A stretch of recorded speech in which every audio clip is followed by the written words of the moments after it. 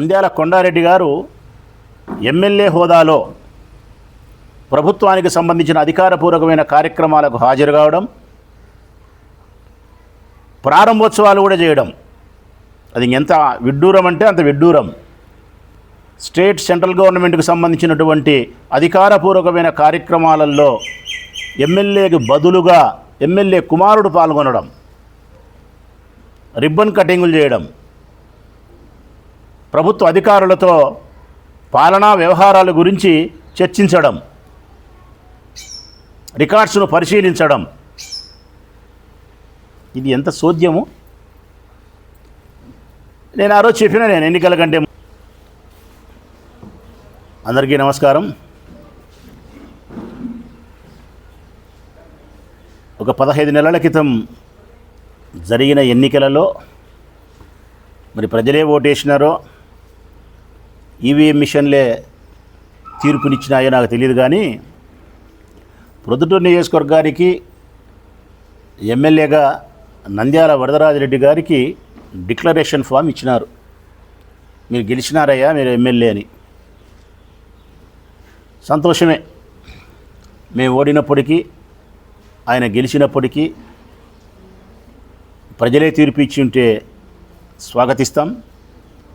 EVM మిషన్లే తీర్పిచ్చింటే అది ప్రజాస్వామ్యానికి మంచిది కాదు.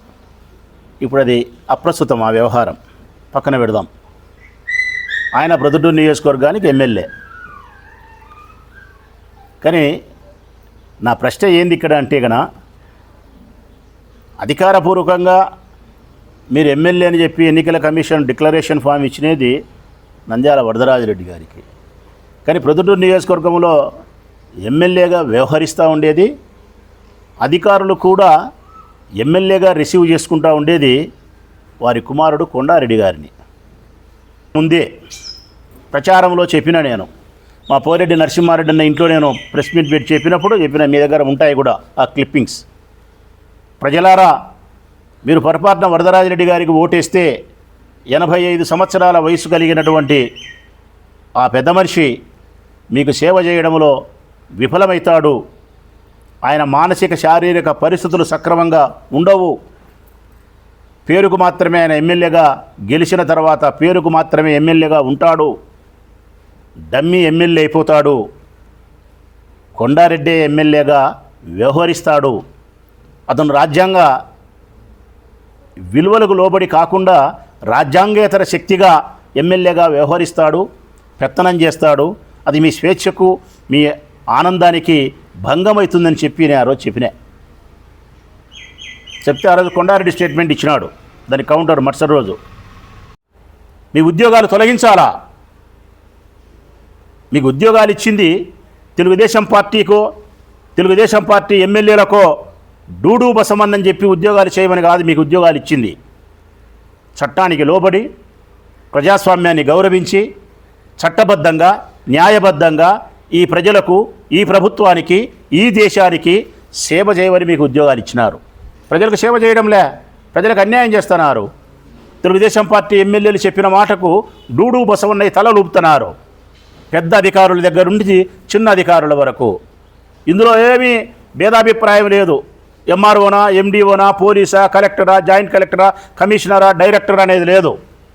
ఏ టు జెడ్ నిజాయితీ పరులైన కొంత ఇస్తే డూడు బసవన్నలైన అధికారులందరికీ హెచ్చరిక చేస్తూ ఉన్నా, ఇలాగే మీరు ప్రవర్తిస్తూ ఉంటే తప్పనిసరిగా భవిష్యత్ కాలంలో దీనికి మీరు మూల్యం చెల్లించాల్సిన పరిస్థితి ఏర్పడుతుంది. ఈరోజు చేసే ప్రతి తప్పుకు భవిష్యత్ కాలంలో మీరు మూల్యం చెల్లించక తప్పదు. నా వరకు నేనైతే వ్యక్తిగతంగా ఈ ప్రొద్దుటూరు నియోజకవర్గానికి సంబంధించి ఏ అధికారి చట్టవిరుద్ధంగా వ్యవహరించినా, ఏ అధికారి ప్రజలకు అన్యాయం చేసినా, ఏ అధికారి తెలుగుదేశం పార్టీ నాయకుల మాటలు విని వైఎస్ఆర్ కాంగ్రెస్ పార్టీ నాయకుల కార్యకర్తలకు అన్యాయం చేసే ప్రయత్నం చేస్తే చట్టవిరుద్ధంగా వారి అందరినీ గుర్తుపెట్టుకుంటా. మేము కూడా ఒక బుక్ తయారు చేసుకున్నాం. ఆ బుక్కులో మీ పేర్లు లిఖించబడతాయి, మీరు చేసిన తప్పులు కూడా లిఖించబడతాయి. 3 సంవత్సరాల తర్వాత మీ కర్మ చెడ్డదైతే మళ్ళీ చెప్తా ఉన్నా మూడోసారి, మీ కర్మ చెడ్డదైతే మా పుణ్యం పుచ్చితే మేము గన ఈశ్వరుని దయ వల్ల అధికారంలోకి వచ్చినామా, సప్త సముద్రాలు చెప్పినాడు జగన్మోహన్ రెడ్డి. సప్త సముద్రాలు కాదు, పాతాళ లోకం కింద ఇంకొక లోకం ఉండి మీరు దాచిపెట్టుకున్నా కూడా తీసుకొస్తా మిమ్మల్ని నేను. మీ ఉద్యోగాలు ఉండవు, మీరు జైలుకు పోయేది కూడా గ్యారంటీ. ఇది మీరు మా హెచ్చరికగా భావించండి. ఎమ్మెల్యే కొడుక,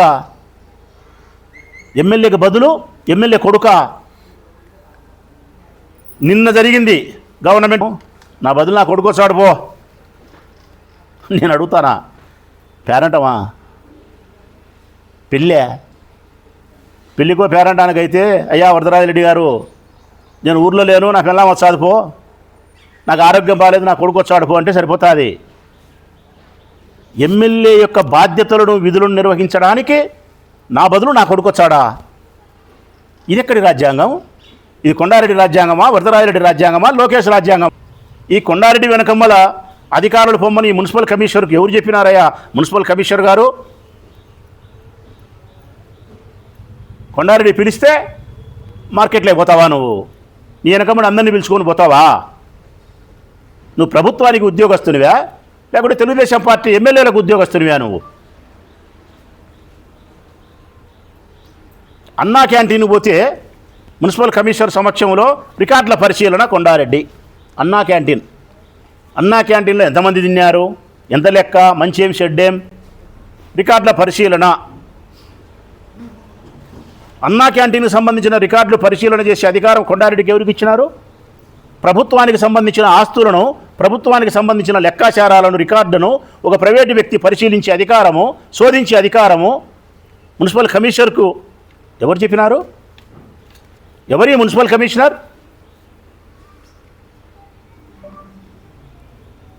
సీఎం రిలీఫ్ ఫండ్లు, పేదవారికి సంబంధించినటువంటి, పేదరికంలో ఉంటే సీఎం రిలీఫ్ ఫండ్లు ఆసుపత్రిలో చూపించుకుంటే వాళ్ళకు చెక్కులు వచ్చే ఎమ్మెల్యే గారు డిస్ట్రిబ్యూట్ చేస్తారు. మా తలలో ఎన్ని వెంట్రుకలు ఉన్నాయో 2 సార్లు గుండు చేపించి వెంట్రుకలు మొలిచి అన్ని చెక్కులు ఇచ్చిన నేను. నా పిల్లం వీలే చెక్కులు, నా కొడుకు వీలే, నా బిడ్డ వీలే చెక్కులు నేను ఇచ్చిన, నా కార్యాలయంలో ఇచ్చిన. మున్సిపల్ చైర్మన్ ఇచ్చింది, కౌన్సిలర్లు ఇచ్చినారు, మండలాధ్యక్షుడు ఇచ్చినాడు, ప్రజాప్రతినిధులు ఇచ్చినారు. ఎస్, ఇప్పుడు కూడా లేదు. కొండారెడ్డి ఎవరు చెక్కులు పంచడానికి? ఎమ్మెల్యేకి బదులు ఎమ్మెల్యే కొడుకు చెక్కులు పంచుతాడు. ఎమ్మెల్యేకి బదులు ఎమ్మెల్యే కొడుకు ఆసుపత్రికి పోయి రిబ్బన్ కట్ చేస్తాడు. ఎమ్మెల్యేకి బదులు ఎమ్మెల్యే కొడుకు ఆసుపత్రిలో డాక్టర్లతో చిట్చాట్ చేస్తాడు. ఎమ్మెల్యేకి బదులు ఎమ్మెల్యే కొడుకు తాత్కాలిక కూరగాయల మార్కెట్ను పరిశీలిస్తాడు. ఎమ్మెల్యేకి బదులు ఎమ్మెల్యే కొడుకు సీఎం రిలీఫ్ ఫండ్ చెక్కులు పంచుతాడు. ఎమ్మెల్యేకి బదులు ఎమ్మెల్యే కొడుకు 33వ వార్డులో భూమి పూజకు టెంకాయ కొడతాడు. ఎమ్మెల్యేకి బదులు ఎమ్మెల్యే కొడుకు ఒక వార్డులో ఉచిత కుట్టు శిక్షణా కేంద్రాన్ని బీసీ వెల్ఫేర్ కార్పొరేషన్ ద్వారా చేసే స్టేట్ గవర్నమెంట్ సంబంధించిన కార్యక్రమానికి ఎమ్మెల్యేకి బదులు ఎమ్మెల్యే కొడుకు హాజరవుతాడు. ఇదేబ్బా అంటే ఇంకా ఎమ్మెల్యే బదులు ఎమ్మెల్యే కొడుకు అసెంబ్లీకి పోతే పోలే. ఇప్పుడు ఎట్లా అసెంబ్లీ సమావేశాలు జరుగుతున్నాయి? పెద్ద ఆయనకు అనారోగ్యము, 85 సంవత్సరాలు, బైపాస్ సర్జరీ. ఇంకా ఎమ్మెల్యే కొడుకు కొండారెడ్డిని అసెంబ్లీకి పంపించిపోతుంది. నేను రిక్వెస్ట్ చేస్తాను తెలుగుదేశం పార్టీ చంద్రబాబు నాయుడును, ఇట్లా ముస్లిం ముతగా ఎవరైతే ఉండారో, మూతి ముడ్డి నొచ్చా ఎవరైతే ఉండారో వాళ్ళకు బదులు వాళ్ళ కొడుకులు, పిల్లలకు బదులు మొగుళ్ళు, అన్నలకు బదులు తమ్ముళ్ళు, బావలకు బదులు బామర్దులు పిలుచుకో అసెంబ్లీకి కూడా. రేపొద్దున మేము అది ఫాలో అవుతాం. పుష్పగుచ్చాలు తీసుకొని కొండారెడ్డిని బుగ్గేలు ఇచ్చి కొండారెడ్డికి, అయ్యా సెల్యూట్ కొట్టి నేను 3 టౌన్, నేను 2 town, SI CI. Kondareddy DSP అయ్యాడా? కొండారెడ్డి డిఎస్పీ అయ్యాడు ఏమన్నా? 2వ డిఎస్పీనా లేకుంటే 4th టౌన్ సిఐయా? కొద్దిగన్నా సిగ్గు, మానం, మర్యాద, రోసం, లజ్జ ఏమన్నా ఉండాయా ప్రభుత్వ అధికారులారా? తప్పు చేయను. ఇది మార్కెట్ పరిశీలన. ఇది మార్కెట్ పరిశీలన. ప్రజలారా, ఇది నేనేమి అధికారులకు ఇది చూపించే బాగుపడతారనేది చూపిలే. నేను దున్నపోత మీద వాన కురిసినట్టే ఈ చెడ్డ అధికారులకు ఇవన్నీ నేను చూపించినా కానీ ఏం ఉపయోగం లేదు. చెవిటి వాని ముందర శంకు బుదినట్టే ఈ ప్రభుత్వ చెడ్డ అధికారులు. ప్రజలకు చూపిస్తానా నేను, మీరు ఆలోచించాలా, మీకు అవగాహన కలగాల. ఇది మార్కెట్ పరిశీలన. మార్కెట్ పరిశీలన చేయడానికి కొండారెడ్డికి ఏం అధికారం ఉంది? ఈ పక్కన మున్సిపల్ కమిషనర్ ఎందుకుంటాడు? మీ భావన కొండారెడ్డి ఏమన్నా మున్సిపల్ కమిషన్ అడుగుతానా? మీ భావన ఏమన్నా?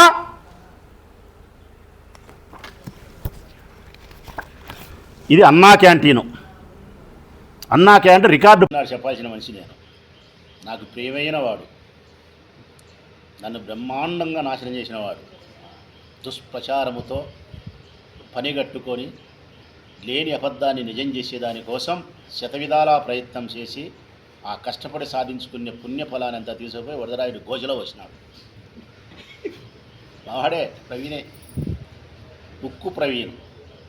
చెప్పి చెప్పి చెప్పి నా మీద మటక గుటక, క్రికెట్, జూదము, భూ కబ్జా, ఆర్బీకే, ఆ ట్యాక్సు, ఈ ట్యాక్సు, 3 ఎమ్మెల్యేలు, 2 ఎమ్మెల్యేలు, ఇన్ని చెప్పినాయే నాయన ప్రవీణు.